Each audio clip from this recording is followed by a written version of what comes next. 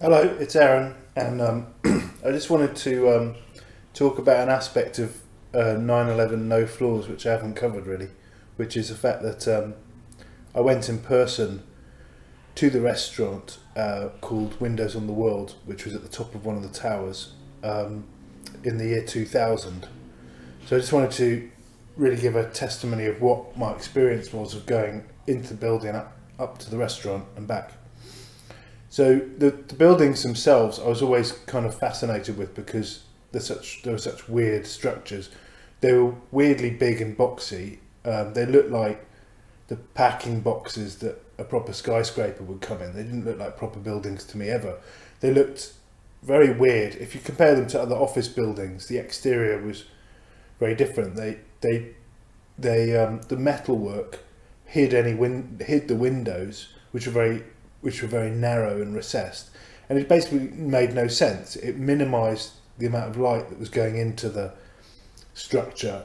It made it completely private from outside, and it gave the impression that if there had actually been floors and people working inside, they wouldn't have had any light, because if you look at it, it's basically designed not to really let very much light in or through.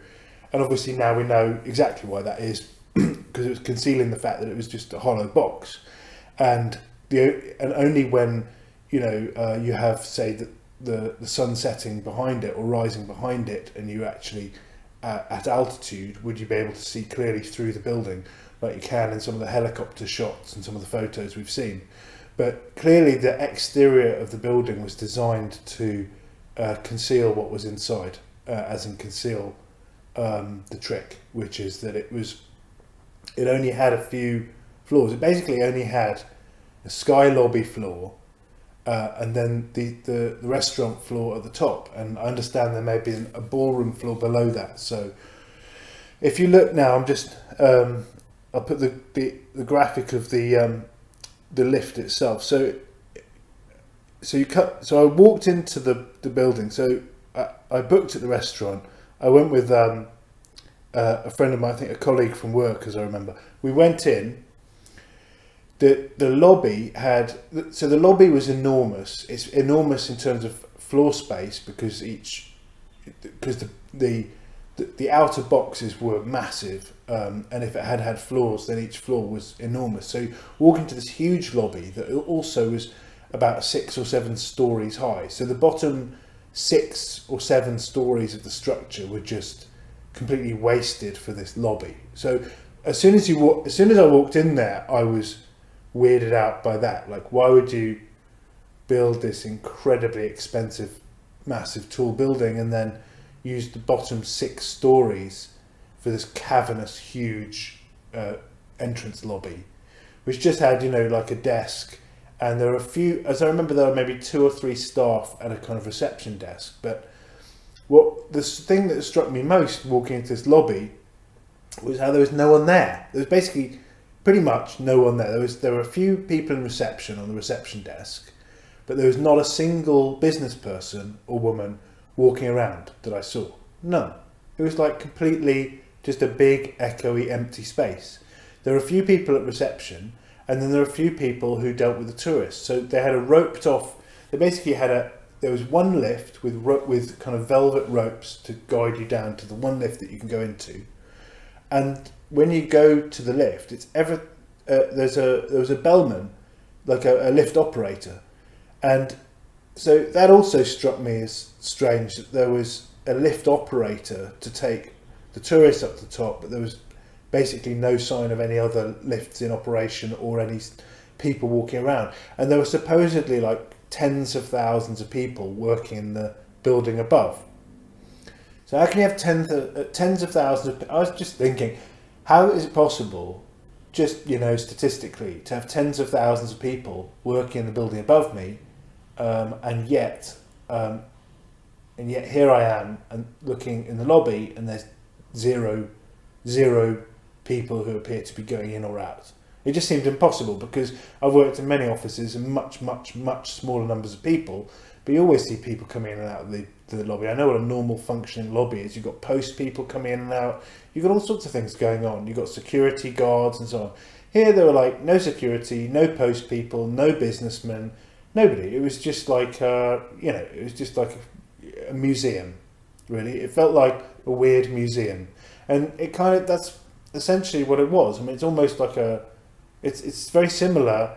It was very similar in function to a lot of the museums that the Masons have. You're meant to go in there, you get shown some bollocks, you get brainwashed, and you come out, and that's what it's about. And it had the same kind of vibe of a kind of art gallery, bullshit art gallery, or a bullshit, you know what I mean. I think you know what I mean. I went in. So what was strange is the guy was operating the lift, and you absolutely weren't allowed to do anything yourself. And he took you into the lift, and they went to great lengths to. They clearly were going through some kind of script where they were telling you, we're going to the Skylobby, and then we're going to change lifts, and then we're going to go up to the top floor, because there's no direct lift from the lobby to the restaurant floor. So what we do is we go to Skylobby floor, which is somewhere up in the middle of the building, and then we change lifts, and then we go to the top floor. And they told us this, made very. They just seemed to be overly focused on explaining it all to us. Anyway, we went up to the middle floor, to the Skylobby, and we got out, and we changed lifts. But the Skylobby floor was a bit weird. It seemed to have some other lifts, but we were again taken to. Only one of the lifts had ropes going to it and seemed to be functioning. The others were just closed doors. And I now believe the other lifts didn't exist. They were just doors. It was mainly a hollow structure. They only needed a single operating lift to take tourists up and down to the restaurant and to the ballroom. There was no other. There's no other need for any lift access apart from that, because there were no actual office floors and no other people who were actually using the building. It was an electrical mast. Anyway, we changed floors. We went up into this second lift, and we were taken up to the top. And while I was standing in the lift, I was looking at the lift panel and just thinking, that's completely screwed up, because the lift panel just seemed to have a strange selection of floors that made no real sense, because they told us in the lobby there was no direct lift from the lobby to the top, but one of the lifts had the lobby floor, the Skylobby, the ballroom, and the restaurant on the button panel. So that wasn't consistent with what we'd been told about having to change lifts. And it also was just weird, because why would you have this lift, which they called an express lift, which had floors 144, 106 and 107? It just didn't make any fucking sense. There's no possible explanation that could make sense of why you would have that selection of floors and no other floors available on the button panel. So I thought, that's really creepy. What the hell is going on with this building? I just thought it was weird. I have to emphasise, I didn't know at that time that there were no floors, and I didn't think, oh, there are clearly no floors. But I thought, there's something really weird going on with this building. And when we got out at the top to go into the restaurant, I noticed so first of all, the restaurant floor was only occupied a small part of the floor, the potential floor space on 107, because the actual, as I said before, the box size was huge on these buildings. So if you couldn't have a restaurant that took up an entire floor, because it would just be so vast. So it was only a small, like a corner of the floor that the restaurant occupied. And when I was walking to my table, I noticed that the floor was kind of weird and rubbery and seemed to be made of sections, and that it felt strange to walk around. It felt kind of bouncy. And I'm not just saying this in retrospect. I noticed this at the time. I thought there was something that felt really weird walking around.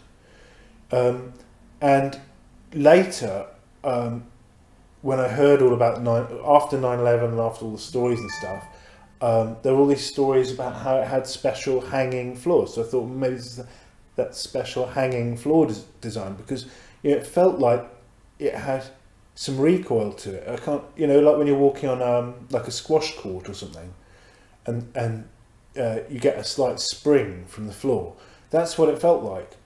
And I now realise that that's because it was just a temporary, but like a temporary floor structure. It wasn't an office floor made of solid steel and concrete. It was a hanging floor, and they only had two upper floors. They had the restaurant floor and the one below it, which was a ballroom. They call it a ballroom. I mean, they probably did all kinds of crazy Masonic, satanic rituals and stuff there, because this structure, it was perfect for them to do all their nasty stuff in. Maybe they executed people by throwing them, dropping them to the floor. I have no idea what they actually used the building for. They could have done anything in there, because you could take people there, and it was a completely secret, weird place. So I don't know what they were doing up in the ballroom. I'm sure they were doing some nasty stuff there. But anyway, point being, it was weird. I could tell that there was something up with the floors and the structure generally. There weren't office workers. The floor was weird and springy, and only occupied a small area of 107. So in total, when you go to the restaurant, eat a meal and then leave, you've only visited the lobby, the Skylobby, and part of the restaurant floor. That's all you've seen, but it's obviously designed, the whole experience is designed to make you feel like, hey, I've been in that building, that was a real building, there's nothing strange about that building, because I've been in there and I went to the top and I ate a meal. So that was the whole point of it. That's the reason to have the restaurant. There's no reason to put a restaurant up there for any other reason. It's obviously not economical at all to build a floor specifically just to put a restaurant in this hollow structure. It was done for a psyop, just like all these other masts, like the CN Tower has a restaurant, and the Shard has a viewing platform, and so they always put a tourist attraction at the top to just baffle you about, so that you don't wonder what the hell is this structure for, because they'll show you like a viewing platform. Like if you go to Shard, you can go and see the viewing platform, and they'll tell you, there's all these hotels, and then there's these businesses, and so on. There's no way that you ever, but then if the hotel never opens, or you can never visit it, or it's so expensive that only you think that there are some mega rich sort of Arab fake oil tycoons who go and stay in it, or something. But you don't see it. It's just the story. All you actually see as a member of the public, all you can see is what they want you to see, which is the viewing platform or the restaurant or whatever bollocks they put up there.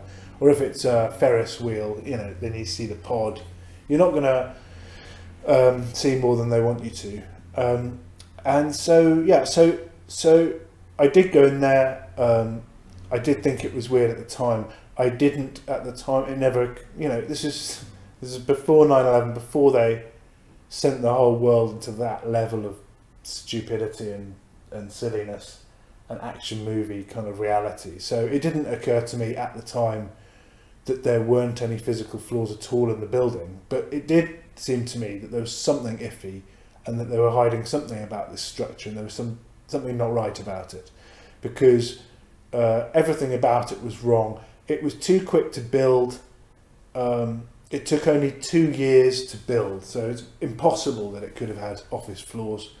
You just can't build a structure on that time scale with that many floors. It's completely impossible, no matter how big a team you have. And the construction footage shows that there weren't any floors, but there were other things that were weird about it.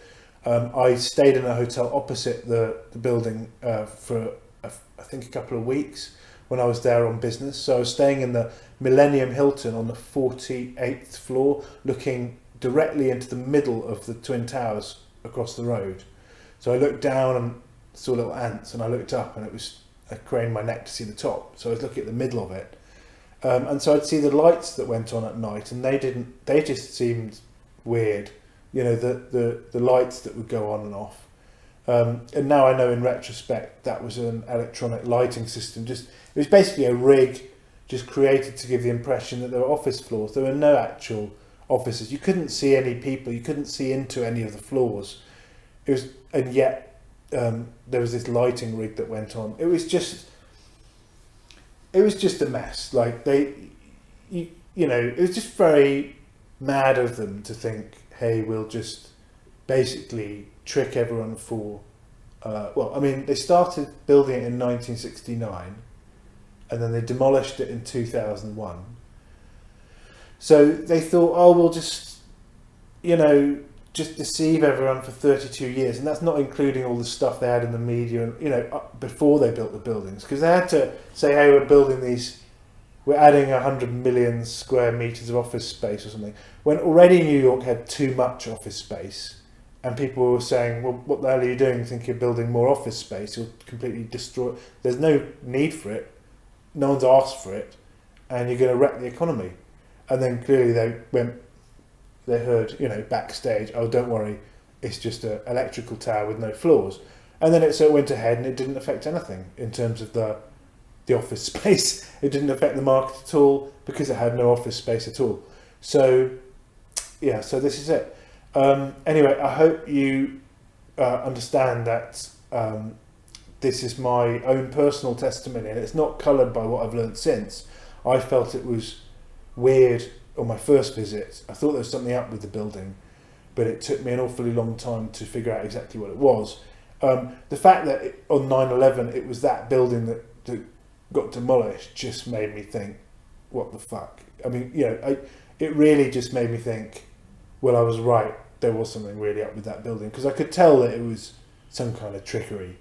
I just didn't come to the realisation that they could be so correct. You see, you have to, in order to realise that there are no flaws, you had to entertain that as a possibility, because it didn't really make sense if you think of it. Why would someone, you just rule it out, because why would someone build a structure like that without flaws? You have to be open to the possibility that there's a motive to do that, which later I worked out to be the atmospheric electricity tower. But at the time that I came up with the idea, and then that it might have no flaws, and then went and looked and discovered, wow, it really had no flaws, that was right. At that time, I was not aware that it might have been an electrical mast. I just simply was going through like a mental experiment of going, well, let's just discard all assumptions and look, there's no floor debris. What's the simplest possible explanation for no floor debris, and no corpses and no bits of office equipment and no anything like that? The only human item that seems to have fallen out was a Saudi passport, which they immediately found. What's the simplest possible explanation for no floors and no equipment, no fridges, no computers, no anything?